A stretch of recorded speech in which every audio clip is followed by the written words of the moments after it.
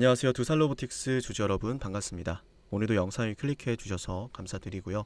어제 정말 많은 분들이 응원을 해주셨는데 여러분들의 그런 응원을 보면서 정말 그 어떤 방송에서도 들어보지 못하는 실질적인 대응 전략을 방송으로 해드려야겠다라는 생각을 더욱더 하게 되었던 날이었던 것 같습니다. 어제가. 근데 제가 곰곰이 생각을 해보니까 이 미국에 대한 정책을 아무리 말씀을 드려도 사실 여러분들도 그렇게 될 거는 같은데 당장의 이런 주가 상황이나 혹은 지금 뭐 어지러운 이 증시 상황들을 보면은 두려움이 많으신 것 같아요. 두려움. 근데 그 두려움은 알지 못하니까 생기는 거거든요. 알지 못하니까. 정책에 대한 이야기는 제가 며칠 사이에 좀 많이 드렸는데 앞으로 더 많이 자세하게 드릴 거지만 오늘은 좀 다른 이야기를 해볼 겁니다. 자, 그동안에는 미국이 지금 리쇼링 정책에 얼마나 많은 투자를 하고 있는지, 왜 리쇼링 정책을 해야 하는지, 실제로 그 정책이 어떻게 진행이 되고 있는지를 말씀을 드렸다면 이 순서를 좀 말씀을 드릴 거예요. 오늘 굉장히 중요한 내용인데 이 리쇼링 정책이라는 것이 뭐 되게 좋지 않습니까? 미국으로 공장 지어라. 미국에서 생산해라. 그렇지 않으면 페널티를 주겠다. 근데 이 정책에도 순서가 있다라는 거예요. 순서가 있는 거예요. 우리가 뭐 어떤 일을 하나를 하더라도 단계별로 하나 둘 좀 뭐라 해야 될까요? 1단계, 2단계, 3단계 이런 식으로 단계별로 우리가 업무를 처리하지 않습니까? 어떤 일을 하더라도 뭐 하다못해 요리를 만들더라도 단계별로 해야 될 순서가 있죠. 그죠?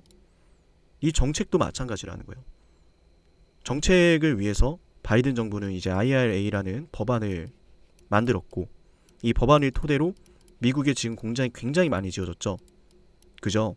제가 여러분들에게 이 두산로보틱스의 주가 모멘텀이 절대로 먼 나라의 이야기가 아니고 머나먼 뭐 꿈속에서 하는 이야기가 아니다라는 걸 보여드릴 거예요. 정말 중요한 내용이기 때문에 집중을 해주시고요. 제가 뭐 이야기를 재밌게 하는 편은 아니라서 지루할 수도 있습니다. 하지만 절대로 여러분들에게 필요 없는 이야기나 헛소리를 하는 게 아니라는 점 집중했을 때는 두산로보틱스를 지금 보유하고 있는 분들이 정말로 이런 시대가 오고 있구나. 우리 주가의 상승 시기가 이때는 되겠구나 라는 것을 알게 될 겁니다. 우리 다같이 또 힘내자라는 의미로 좋아요 버튼 많은 응원 부탁드리겠습니다. 우리 상담이 방송을 보시는 분들 정말 적지 않은데 우리 방송을 보면서 로보틱스에 대한 이런 큰 수익을 노리기 위해서 함께 힘을 내서 버티고 있잖아요. 그죠? 우리 방송을 위한 게 아니라 서로를 위해서 함께 응원한다는 의미로 좋아요와 응원 많이 부탁을 드릴게요. 우선은요. 어제 좀 말씀을 드렸던 게 이제 공장 건설에 대한 부분이었는데 정책에 순서가 있다라는 말씀을 제가 방금 드렸었죠. 그죠? 공장은 다 지어놨어요. 이제 거기에서 일자리도 늘어나고 제품도 생산하기 시작을 할 건데 이게 핵심이죠. 다 지어놨죠. 그럼 그 다음 단계로 들어가야 돼요. 그 다음 단계. 그걸 위해서 지금 트럼프가 관세 정책과 비자 정책과 감세 정책을 하는 거예요. 법인세를 이야기하는 거죠. 미국에서 생산하면은 법인세를 15%까지 낮춰주고 그게 아니면 법인세 더 많이 내라. 쉽게 말해서 그거거든요. 근데 이거를 좀 디테일하게 이야기를 해볼 거예요. 이게 로보틱스의 모멘텀으로 이어지는 거거든요. 그러니까 로보틱스가 결국 올라가기 위해서는 이 기대감이라는 게 있어야겠죠. 주가가 기대감이라는 게 혹은 이제 실적이라는 게 있어야겠죠. 그러니까 점점 더 이제 계속 우리는 이제 실적을 만들어낼 수 있겠구나라는 그 모습을 두산에게서 찾아내게 될 거예요. 직면하게 될 겁니다. 그래서 제가 말씀을 드리는 게 지금 로보틱스의 주가가 합병철회로 이렇게 떨어졌지만 이런 흐름들을 알고 있으면 주식이라는 게 뭐예요? 과거의 재료보다 과거보다 훨씬 더 기업의 성장 모멘텀이나 실적이 나타난다면 주가는 올라가는 게 맞지 않습니까? 그걸 제가 말씀드리겠다는 겁니다. 결국 인건비 부담, 선진국가 이런 인구 고령화, 글로벌 공급망 재편, 국가와 기업들의 경쟁력 강화 모두 다 좋은 이야기들인데 여러분들한테는 이게 너무 좋은 이야기인 건 맞지만 먼 이야기로 들리거든요. 현실적으로 와닿지가 않거든요. 왜? 지금 주가가 안 가니까. 근데 주가는 안 갈 뿐이지만 그 미래가 점점 다가오고 있어요. 이거를 어떤 식으로 이해하시면 좋냐면 주가라는 건 현재와 미래가 동시에 만나는 순간에 반응을 한다. 현재의 상황과 미래의 어떤 기대되는 어떤 가치로 인해서 현재의 주가가 올라가기 시작을 하는 거예요. 근데 그게 다가왔다라는 거예요. 최근에는 그게 합병이었는데 예상했던 미래가 아니다 보니까 주가가 영향을 받았죠. 그러면 또다시 뭐예요? 예전에는 그 합병에 대한 기대감이 미래의 가치였다면 그게 결국 성사되지 않으면서 이 상황이 지금 현재가 된 거예요. 합병이 되지 않은 상황이 지금 현재가 됐다. 그럼 합병이 되지 않은 이 시점에서 이 현재를 어떤 걸 우리가 바라보면서 가야 돼. 그럼 합병이 되지 않은 현재의 시점에서 우리가 다음으로 바라봐야 될 미래가 뭐냐 이거죠. 그죠? 그래서 우리가 이걸 세밀하게 보는 거예요. 와닿지 않으니까. 이 미래가 오고 있는데, 이미 오고 있었는데. 삼성전자의 인건비에 대한 이야기 많이 들어보셨을 거예요. 인건비가 너무 비싸다. 그죠? 과거 영업 손실로 이어졌던 사례이기도 한데 실제로 상장사들의 10년간 매출을 보니까 매출이 증가해도 인건비가 너무 가파르게 올라요. 그래서 지금 기업들이 너무 부담이 되는 거예요. 인건비가. 제조업은 어떻게 했어요? 더 부담되죠. 근데 이걸 깨낸 게 있습니다. 제가 계속 말씀을 드릴 때 이제 테슬라, 이제 일론 머스크의 테슬라를 좀 중점적으로 말씀을 드렸었는데 현대차와 기아만 보더라도 이미 우리는 보여요. 무슨 이야기냐면 예전만 하더라도 현대차도 인건비에 대한 부담이 굉장히 컸거든요. 그런데 여기서 벌써 차이가 납니다. 전자기업들은 뭐 삼성전자, 뭐 SK하이닉스, A전자 이런 전자기업들은 여전히 인건비에서 벗어나지 못해요. 인건비가 너무 계속 가파르게 올라가요. 매출의 발목을 잡아요. 그런데 현대나 기아를 보면은 인건비에 대한 비중이 점점 줄어들거든요. 마진율, 영업이익률이 올라간다는 거죠. 이게 지금 이 자동차 완성차 제조 업체들만 보더라도 차이가 납니다. 벌써. 그러니까 이런 거에 매출이 늘어나는데 인건비가 더 늘어나니까 아무리 좋은 기술력과 경쟁력이 있어도 기업들의 성장이 나오질 않는 거예요.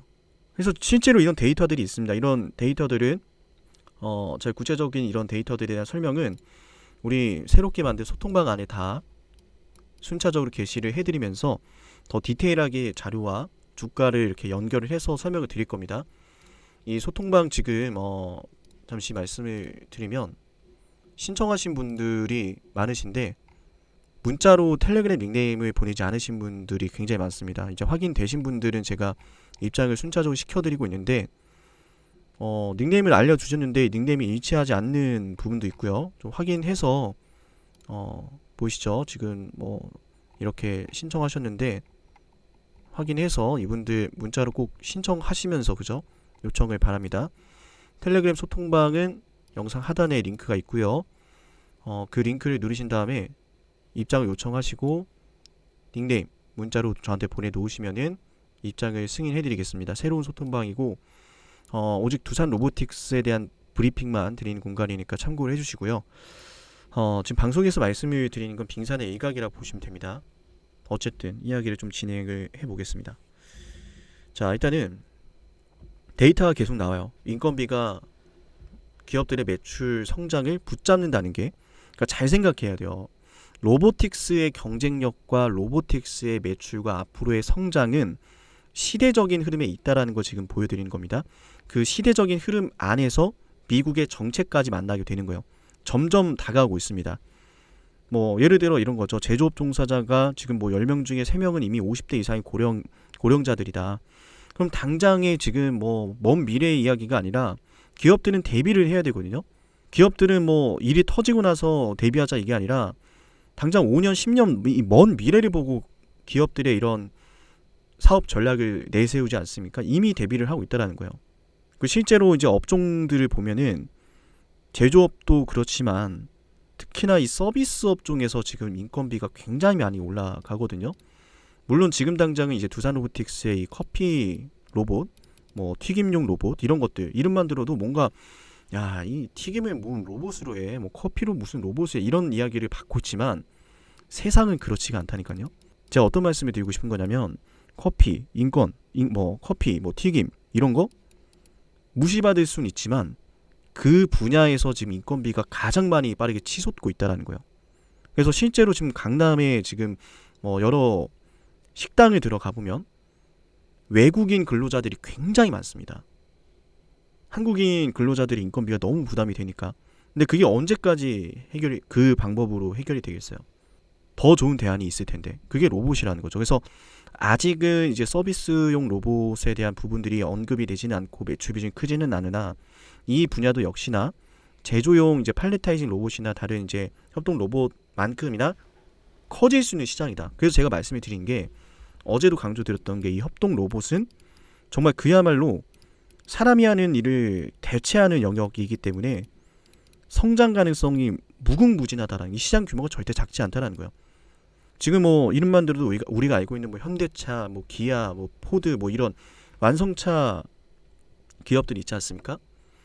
그 기업들만큼이나 두산 로보틱스가 저는 커질 수 있다라고 확신을 하고요. 그 시장 규모가 굉장히 넓고 광범위하기 때문에 어쨌든 이야기를 계속 이어가 보면 이미 공급망의 전쟁이 이루어지고 있죠. 이런 가운데. 근데 이런 공급망이 벌어지면서 인건비에 대한 부담, 이런 제조업 근로자들에 대한 공백에 대한 대안 어떻게 하고 있냐라는 거예요. 그러니까 지금 어쨌든 기업이 어떤 물건을 만들고 그 물품과 서비스를 이제 고객에게 전달하고 이런 과정 속에서 뭐가 비었어요, 지금? 제조를 하는 이 공백이 나타나고 있단 말이에요. 근로자 수가 감소하고 그런 상황에서 인건비는 계속 올라가니까 부담이 되고, 근데 여기에 지금 중국과 미국의 갈등 심화로 제조업 라인에서 어떤 이슈가 뻥 하고 터진 거예요. 코로나 팬데믹으로. 야, 이렇게 제조업이 중국에 다 밀려 있다 보니까 이런 사단이 나는구나. 근데 핵심이 또 이겁니다. 트럼프가 계속 지금 이런 정책들을 하겠다, 리시온 정책을 하겠다 이런 이야기를 하잖아요. 그 이유가 있어요. 그 이유가 우리 요즘 인공지능에 대한 이야기, 인공지능 반도체를 위한 HBM에 대한 이야기, 전기차에 대한 이야기 굉장히 많이 듣고 있죠. 그죠? 코로나19 이후로 그 주가들도 많이 올랐고 그런 시기예요. 무슨 말씀을 드리는 거냐면 시대적인 이런 배경도 다 중요하고 인건비에 대한 이야기도 중요하지만 이런 상황에서 특히 제조 부분이 뻥하고 이슈가 터진 건데 지금 전기차나 인공지능 관련된 이런 기술들 계속 올라가면서 세상은 새로운 물건, 혁신적인 서비스 여기로 지금 나아가고 있다라는 거예요. 여기로. 그런데 미국이 하고 싶은 건 이거죠. 새로운 문명, 그러니까 새로운 시대가 열리는 게 분명한데 인공지능이나 이런 전기차만 보더라도 하다못해 화성에 대한 이야기를 하지 않습니까? 일론 머스크가 사람의 뇌에 칩을 심어가지고 뉴럴링크 시대를 열겠다 이런 이야기들. 그러니까 새로운 시대가 오고 있는 건 분명해요. 근데 그 시대가 왔을 때 그 물건들을 제조하는 거 우리가 하겠다. 중국에게 맡기면 안 되겠다라고 하는 거예요. 이번 코로나19 시대를 겪으면서 느낀 거예요. 정말 중요한 시기가 왔는데 그 중요하다라고 예상하는 산업들, 반도체, 인공지능, 전기차 뭐가 됐든 그게 전부 다 중국한테 있으니까 야, 이거는 예전에 우리가 미국도 실제로 조선이나 이런 자동차 제조를 바탕으로 크게 성장을 했는데 이 시기를 중국에게 뺏기면 안 되겠다 판단한 거예요. 근데 미국의 조선 무너졌죠. 자동차도 테슬라가 그나마 앞서 나가고 있지만 중국의 BYD 굉장히 무섭지 않습니까? 그러니까 일론 머스크가 얼마나 기특해 보이겠어요. 트럼프 입장에서는. 어쨌든 그래서 트럼프 입장에서는 이거예요. 계속 광범위하게 과학기술이 발전하면서 자동차, 선박 이런 대중화가 일어나고 있는데 옛날의 시기죠. 옛날에 자동차 대중화되고 선박 대중화되고 그랬던 시기를 생각해 보자는 거예요. 그러면서 자동차 기업들 탄생하고 조선 기업들 탄생했는데 이제는 인공지능의 고도화로 사람이 꼭 해야만 했던 일들을 로봇이 대체하는 시대가 진짜로 왔다는 거예요.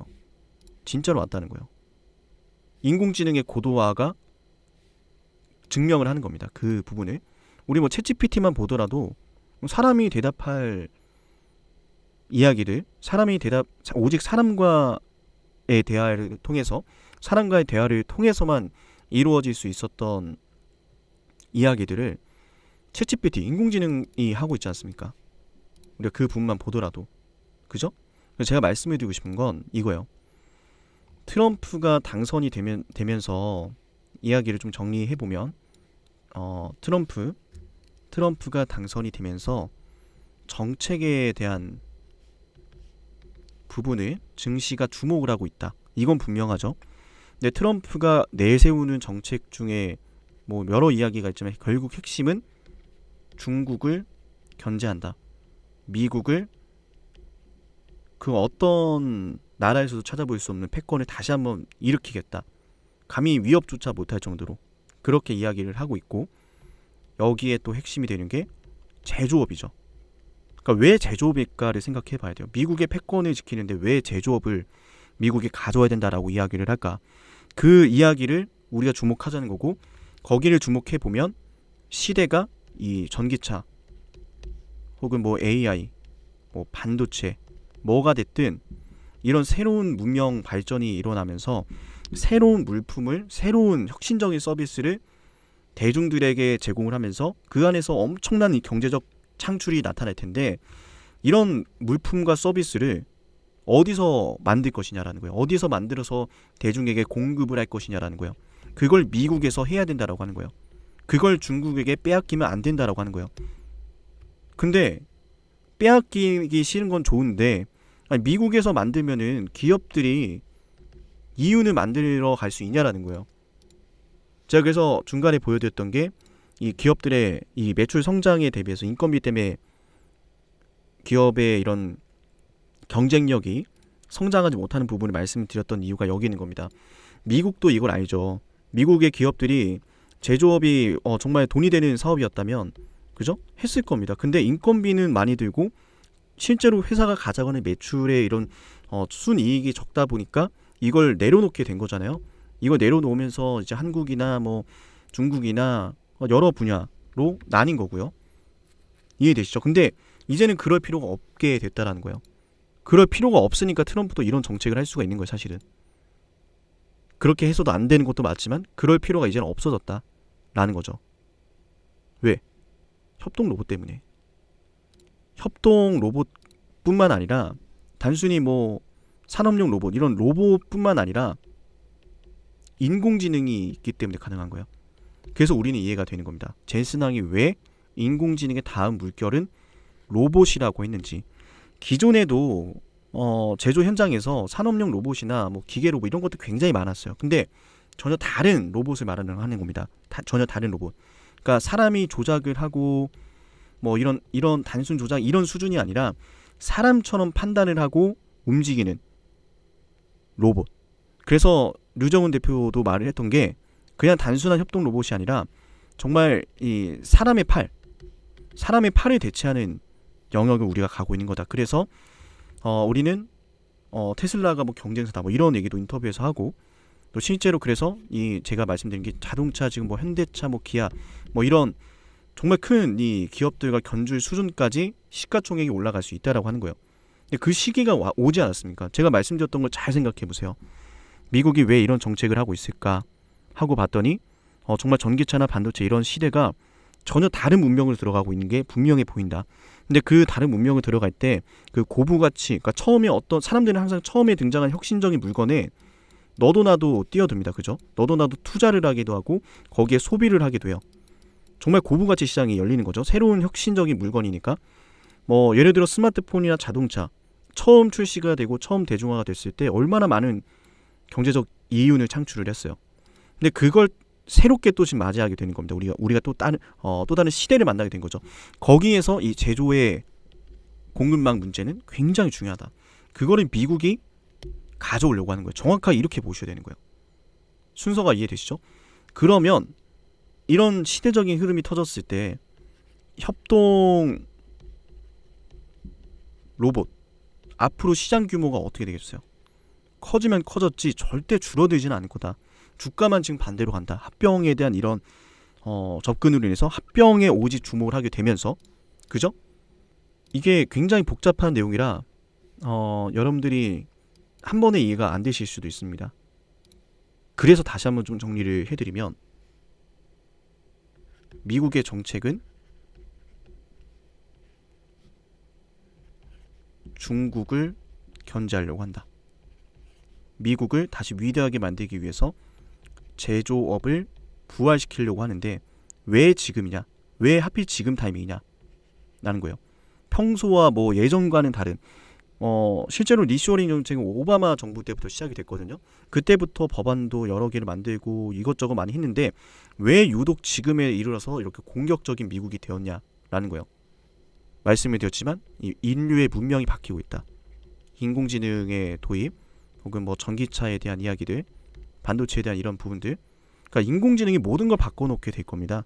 물품이나 서비스들, 하다못해 가전제품에 인공지능이 뭐 도입이 되고 있지 않습니까? 그 물건들을 중국이 만들면 안 된다. 그런 물건들을 만들고 공급하는 이런 공급망이 중국을 중심으로 돼서는 안 된다. 근데 제조업이 중국에 너무 많이 쏠려 있다 보니까 이 공급망의 주도권이 중국에 갈 게 뻔해 보이는 거예요. 기술력도 만만치 않으니까 지금 중국이. 그걸 위해서 미국이 리쇼링 정책을 강화를 하는 거다. 인건비에 대한 부담감을 느끼면서도 말이죠. 기업들도 알 거예요. 그런데 해야 돼요. 미국이란 나라의 개념 자체가 아니라 미국의 기업들 각자의 이런 사업 전략을 위해서라도 인건비가 부담이 돼도 해야만 해요. 그런 시대가 왔어요. 그럼 그 안에서 말씀을 드렸던 이 협동 로봇의 수요가 얼마나 늘어날지 감히 상상조차 되지 않는다라는 거죠. 그러니까 얼마나 저는 답답하겠어요. 이거는 솔직히 말하면 당장의 주가, 당장의 실적만을 생각한다면 이게 절대 안 보입니다. 그 안에서 얼마나 많은 경제적 창출이 일어날지. 하다못해 제가 이 커피나 뭐 튀김 이것도 무시할 수준이 아니라는 걸 말씀을 드렸죠. 가장 많은 인건비의 상승이 나타나는 분야가 이 서비스 분야예요. 서비스 업종이에요. 이거를 대체할 수 있다. 우리 하다못해 영상 보시는 분들, 자영업자분들 굉장히 많으실 것 같은데 계시다면 한번 말씀을 좀 해주시면 좋을 것 같아요. 만약에 여러분들이 일용직 근로자, 알바를 이제 뭐 고용하는 것보다 로봇을 고용하는 게 비용적인 측면이나 사업의 이런 운용, 유지에 대한 이런 부분들, 그러니까 일을 할 때 뭐 쉽게 말하면 이거죠. 알바보다 더 일용직 근로자보다 더 일을 잘하거나 그에 동등한 수준을 갖췄다면 이거 선택 안 하겠습니까? 한다는 거죠. 근데 이게 나쁜 게 아닌 이유가 그런 예를 들어서 기존에 사람이 하던 일자리가 감소를 한다. 이게 아니에요. 사람이 하던 일을 보다 편하게 할 수 있는 거고 자영업자분들 입장에서는 이런 짧은 범위 안에서 본다면 자영업자분들 입장에서는 당연히 사업적인 리스크, 근로자가 갑자기 출근을 안 한다, 근로자가 다친다, 뭐 근로자가 뭐 실제로 뭐 업무에 집중을 안 한다, 이런 상황을 벗어날 수 있는 거예요. 그러면 그걸 좀 더 넓게 보면은 기업 입장에서 어떻겠어요? 선택을 안 할 수가 없는 거죠. 선택을 안 할 수가. 근데 단순한 리스크 관리 차원이 아니라 순이익에 대한 부분이 또 다뤄지는 거죠. 사람보다 더 저렴하니까 로봇이. 근데 주가가 지금 이러고 있는 거예요. 이게 말도 안 되는 주가인 거죠. 솔직히 말하면. 근데 그럴만한 게 사실 뭐 애널들도 여기에 대해서 깊게 분석을 안 하지 않습니까? 그죠? 거의 뭐 레퍼런스가 없으니까. 근데 과거에도 2차 전지가 그랬거든요. 2차 전지도 마찬가지로 뭐 될 거다 뭐 좋은 이야기들 많고 앞으로 될 건 맞는데 레퍼런스가 없고 당장의 실적이 없으니까. 근데 그걸 바꿔준 게 누구였습니까? 테슬라죠. 또 미국이에요. 미국에서 또 이야기 나오면서 테슬라 주가 급등하고 테슬라가 진짜 전기차 만들면서 이 안에서 테슬라가 전기차 만들면서 뭐가 됐어요? 소재도 나오고 뭐 광물에 대한 이야기 나오고 배터리 셀에 대한 이야기 나오고 공급망의 이야기로 넘어갔죠. 그죠? 앞으로 근데 전기차만 새롭게 나올까요? 새로운 문명이 시작이 된다니까요. 그 안에서 주도권을 갖기 위해서 미국이 제조업을 다시 가져오려고 하는 거고 그걸 또 가능하게 만든 게 인공지능과 로봇인 거예요. 인건비가 부담이 돼도 이제 이런 기술이 있기 때문에 선진 국가들이 예전처럼 이 제조업을 등한시할 이유가 없다라는 거죠. 그죠? 그러면 로보틱스가 제가 여러분께 말씀을 드렸던 대로 이 시나리오 이렇게 안 움직일까요?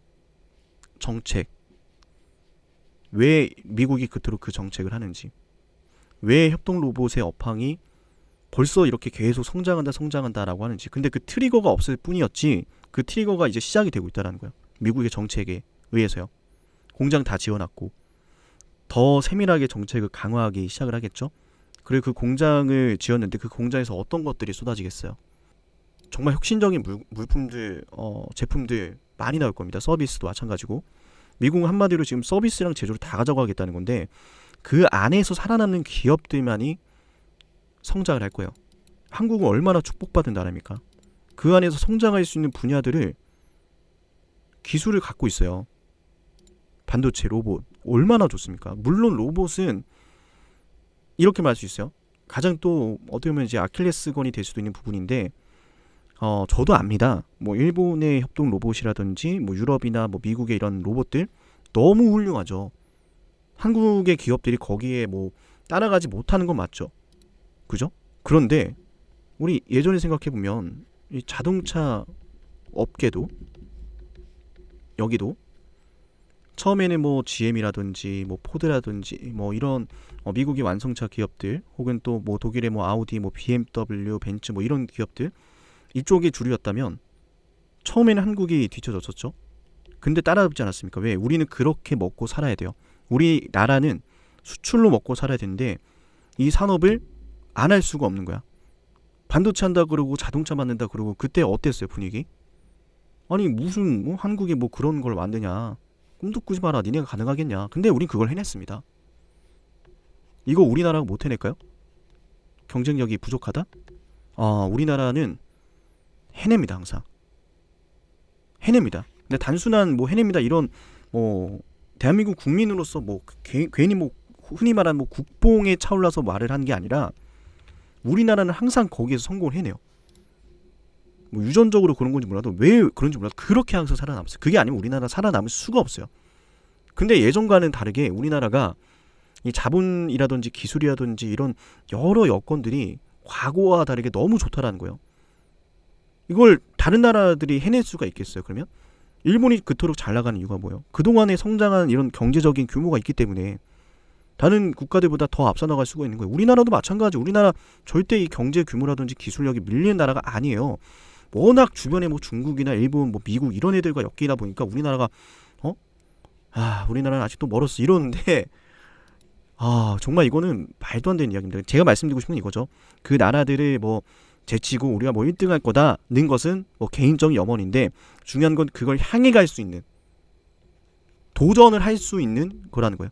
그 말은 정확히 이야기를 하면은 그 안에서 한국의 로봇 기업들 즉 두산 로보틱스가 그 협동 로봇이 점유율을 1등으로 차지는 하지 않더라도 단계별로 점점 성장을 할 거라는 거예요.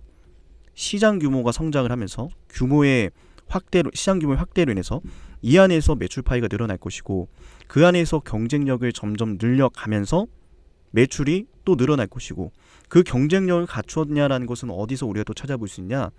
과거 자료 2018년도, 2022년도. 그래서 이 자료가 매우 중요하다라고 여러분께 말씀을 드려왔던 겁니다. 이해되시죠? 그리고 또 생각을 해봐야 될 게 2020년도부터 2024년도 그 뭐 4년 가까이 공장 건설이 엄청나게 늘어났죠. 팬데믹 당시보다 공장이 많이 늘어났어요. 미국으로 들어간 공장이. 그 말은 뭐예요? 팬데믹 때 로봇의 수요가 한시적으로 급증을 했는데 이번 정책을 준비하면서 미국의 공장 건설이 이렇게 많이 늘어났다는 건 월간 공장 건설인데 연간으로 좀 볼까요? 연간 공장 건설로 보면은 좀 엄청나게 많이 늘어났는데 그죠? 이걸 생각해 보면 이렇게 수백 프로 공장 건설이 많이 늘어났으면 그 안에서도 이 로봇 수요가 그만큼 늘어났다는 거죠. 근데 제가 여기서 강조를 드리고 싶은 건 자, 새롭게 공장이 지어졌으면 그 안에서도 로봇파이가 있겠지만 그 주변은요. 다른 뭐 새롭게 지어지지 않았더라도 하청업체들, 기존의 공장들은요. 이거 도입 안 할까요, 로봇? 이거 안 하겠습니까? 주변에서 다 하는데 하다못해 대기업도 하는데 중소기업들이 접근할 수 있는 가격을 갖췄기 때문에 협동 로봇이 대단한 거예요. 산업용 로봇은 너무 비싸지 않습니까?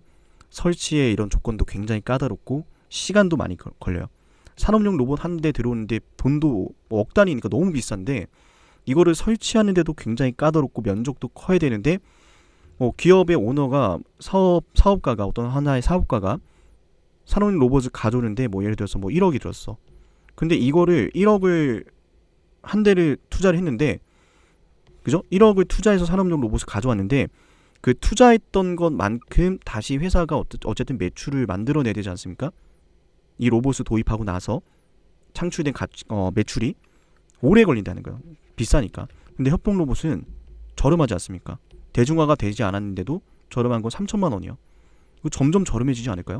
점점 더 대량 생산이 가능해지면서 대중화가 되면서 협동 로봇의 이런 가격이 점점 더 감소할 거다. 그때가 됐을 때도 과연 협동 로봇이 외면받을까요?